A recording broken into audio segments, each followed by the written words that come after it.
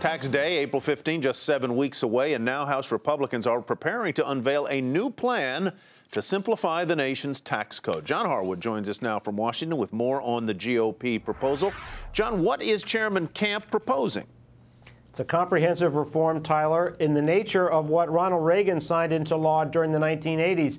It would collapse the current rates from 7 rates down to 2, 10% and 25%. That would drop the top rate from 39.6 down to 25.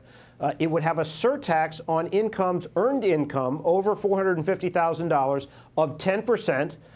And on capital gains and dividends, it would tax them at ordinary rates, but it would exclude 40% of the income from taxation. So effectively, that takes the rate from the current 20% down to 15%. All right, so we know, John, that any time there's a discussion about tax on Capitol Hill, there are debates on both sides of the aisle. What are the biggest potential landmines in this plan? The biggest landmines are the things that the Chairman Camp, Dave Camp, the chairman of Ways and Means, has not revealed yet, and that is how he pays for this.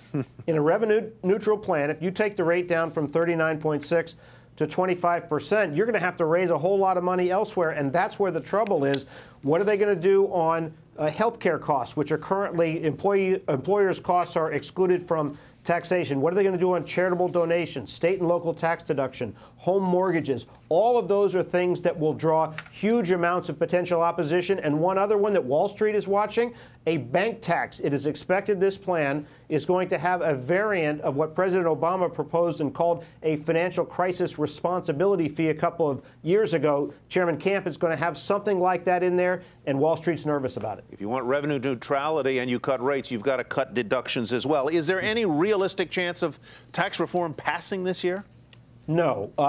In fact, Mitch McConnell, the Senate Republican leader, came out this afternoon and said, we're not doing it. We can't get it done. This is Dave Camp, the chairman, trying to lay a marker down. He leaves the chairmanship because he's term limited out.